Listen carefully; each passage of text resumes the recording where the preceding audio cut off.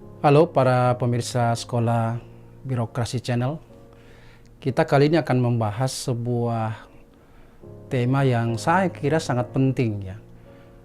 Karena sejak dikeluarkan Perpres 881 ya, 2010 terkait dengan Grand Design Reformasi Birokrasi, dan sekarang sudah tahun 2022 ya. Itu berarti sudah 22 tahun reformasi birokrasi ini digaungkan oleh pemerintah. Dan kalau kita melihat atau mengacu pada hasil evaluasi reformasi birokrasi yang dilakukan oleh Kementerian Pan-RB, nampaknya belumlah menggembirakan. Karena itu kali ini kita akan membahas sedikit berkaitan mengapa pelaksanaan reformasi birokrasi di pemerintah daerah belum berjalan dengan baik.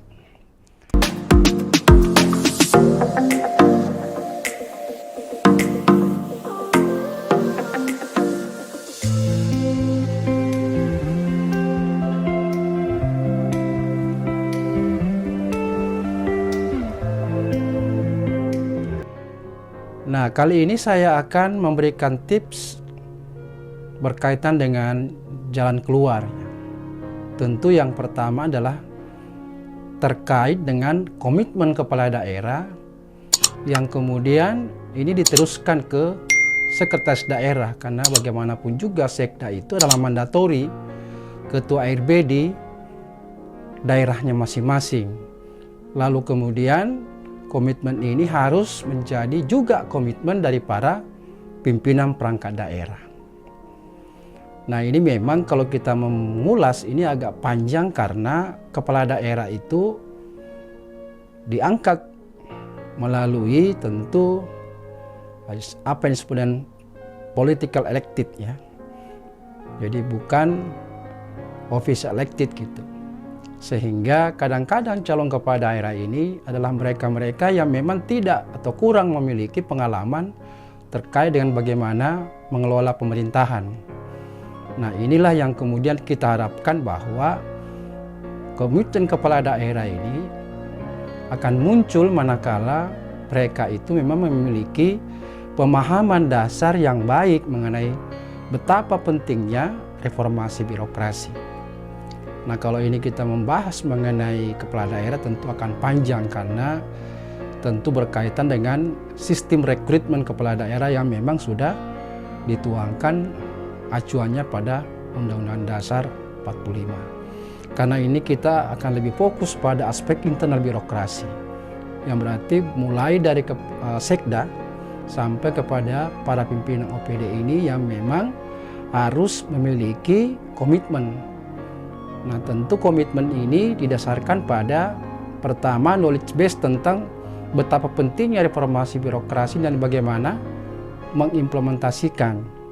Nah, jika para pimpinan OPD memahami dengan baik persoalan ini, maka tentu juga dia memiliki kemampuan untuk melakukan intervensi-intervensi terkait dengan bagaimana implementasi daripada reformasi birokrasi itu bisa berjalan di masing-masing perangkat daerahnya. Yang kedua tipsnya adalah karena pemerintah daerah itu belum mampu membangun ekosistem reformasi birokrasi. Nah, ini ekosistem ini merupakan sebuah sistem ekologi yang tentu terbentuk oleh hubungan timbal balik yang tak terpisahkan antara birokrasi dengan lingkungannya. Hal yang penting saya kira untuk kita pahami apa sih yang dimaksud dengan ekosistem birokrasi itu. Nah, tentu kita bisa memaknai secara sederhana bahwa ekosistem itu dimaknai sebagai suatu tatanan kesatuan yang secara utuh dan menyeluruh antara segenap birokrasi dan lingkungan yang saling mempengaruhi. Dalam sebuah ekosistem yang baik, maka birokrasi itu berkembang bersama-sama dengan lingkungannya sebagai suatu sistem. Kemudian birokrasi beradaptasi lagi dengan lingkungannya. Sebaliknya birokrasi juga mempengaruhi lingkungannya yang terutama yang dilayani dalam rangka untuk tetap memiliki kinerja yang berkelanjutan. Untuk membangun ekosistem reformasi birokrasi ini, maka kali ini kita akan berikan beberapa tips terkait kira-kira langkah apa yang dapat dilakukan. Di antara tips yang saya maksud, yang pertama adalah memastikan bahwa kerangka regulasi yang kuat dan jelas. Nah, ini saya kira apa yang dituangkan oleh leading sektor di dalam reformasi birokrasi dalam kementerian ya, PAN-RB ini memiliki regulasi yang sangat baik yang menuntun bagaimana pemerintah daerah itu seharusnya melakukan reformasi birokrasi melalui berbagai pedoman tentang penyusunan roadmap maupun juga pedoman mengenai bagaimana mengevaluasi. Yang kedua adalah knowledge base atau pengetahuan dasar tentang RB yang harus dimiliki oleh tentu sekda dan tentu pada pimpinan OPD. Mengapa ini penting? Karena knowledge base inilah yang bisa menjadi jembatan awal bagi pelaksanaan reformasi birokrasi. Karena bagaimanapun juga setiap perangkat daerah itu wajib melaksanakan reformasi birokrasi dalam arti bahwa seluruh aktivitas di birokrasinya atau di perangkat daerahnya itu senantiasa bernuansa reformasi birokrasi, sehingga program-program yang menjadi tanggung jawab dia itu berorientasi pada bagaimana prinsip-prinsip reformasi birokrasi itu dilaksanakan. Nah, dengan demikian, dengan pemahaman yang baik ini, maka tentu saja akan memiliki kemampuan untuk memilih intervensi apa yang dilakukan terkait dengan bagaimana seluruh program-program prioritas yang dibebankan kepada perangkat daerahnya itu bisa diselesaikan dengan menggunakan prinsip-prinsip reformasi birokrasi. Yang berikutnya adalah membenahi tata kelembagaan. Nah, bagaimanapun juga ini kita bicara mengenai desain dan struktur organisasi, termasuk mengenai bagaimana memanage daripada organisasi baik secara internal maupun hubungan antar perangkat daerah lain yang seringkali itu memang disusun melalui penyusunan peta proses bisnis atau ketata laksanaan, sehingga seluruh aktivitas di organisasi itu yang masing-masing memiliki beban kerja karena pada dasarnya adalah menjalankan amanah yang sudah dituangkan di dalam RPJMD terkait dengan program-program prioritas pemerintah daerahnya. Dan ini harus tersinkronisasi bagaimana hubungan antar perangkat daerah, bagaimana hubungan internal di perangkat daerah sehingga betul-betul proses bisnisnya itu bisa berjalan dengan baik. Nah, yang berikutnya adalah memperbaiki tata kelola dan mekanisme akuntabilitas. Nah, ini menjadi salah satu hal penting dan dalam reformasi birokrasi salah satu indikator hasil atau kemajuan sejauh mana implementasi reformasi birokrasi berhasil itu adalah aspek bagaimana menunjukkan bahwa sistem akuntabilitas kinerja mereka itu memang betul-betul merupakan hasil daripada pelaksanaan reformasi birokrasi secara internal. Karena ini berkaitan dengan bagaimana program itu disusun sedemikian rupa yang betul-betul memiliki sasaran kinerja yang baik disertai dengan bagaimana alokasi anggaran yang harus diberikan kepada setiap program sampai ke level kegiatan dan sub kegiatan. Dan akuntabilitas ini tentu senantiasa menganut prinsip bahwa uang itu dibelanjakan dalam rangka untuk membiayai program, dan program yang dibiayai itu betul-betul harus berhasil atau outcome-nya jelas, dan itu betul-betul menyasar pada kepentingan pencapaian target-target yang sudah ditentukan, sehingga seringkali disebut dengan tepat sasaran. Yang berikutnya adalah, nah ini yang penting adalah membentuk sumber daya ASN yang dinamis. Ya, ini tentu berkaitan dengan bagaimana setiap perangkat daerah itu memang pemilihan ASN-nya itu didasarkan pada kompetensi. Proses rotasi maupun penempatan baik pejabatnya maupun juga ASN-nya itu itu didasarkan pada target-target atau sasaran yang ingin dicapai, karena setiap program itu menghendaki ASN yang memiliki kompetensi yang relevan. Nah, ini saya kira sudah diatur sedemikian rupa di dalam Permenpan nomor 7 tahun 2022 mengenai mekanisme kerja yang baru, yang dimana di sana dasarnya adalah pada bagaimana menyelesaikan program-program yang dituangkan di dalam dokumen perencanaan itu yang diselesaikan melalui tim. Dan anggota tim ini memiliki dinamika yang cukup tinggi karena tidak lagi harus bekerja semata-mata pada perangkat daerahnya, tapi bisa juga meminta kepada atasannya untuk dilibatkan di tim lain atau atas dasar permintaan perangkat daerah lain untuk digunakan kompetensinya. Yang disebut dengan kadang-kadang flexible working arrangement gitu ya. Jadi ada fleksibilitas yang dilakukan sekarang ini karena situasi dan kondisi yang memang sudah basisnya pada pencapaian target yang sudah ditentukan, sehingga disebut dengan pencapaian kinerja. Faktor penting lainnya yang penting untuk kita pahami berkaitan dengan ini ketersediaan dukungan pendanaan. Jarang kita menemukan di perangkat daerah itu ada memang alokasi anggaran untuk melaksanakan ya beberapa aspek-aspek penting dari reformasi birokrasi yang berkaitan dengan perangkat daerahnya sendiri.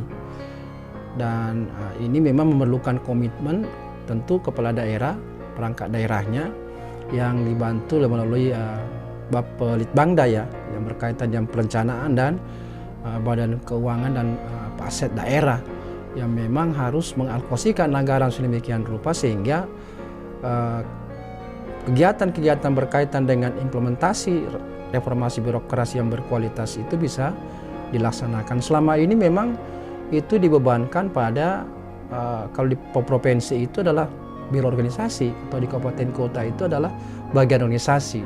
Nah, yang fakta yang kita lihat bahwa alokasi anggaran bagi mereka itu adalah sangat kecil gitu. Padahal bagaimanapun juga reformasi birokrasi itu menghendaki berbagai kegiatan, namun juga dibarengi dengan anggaran.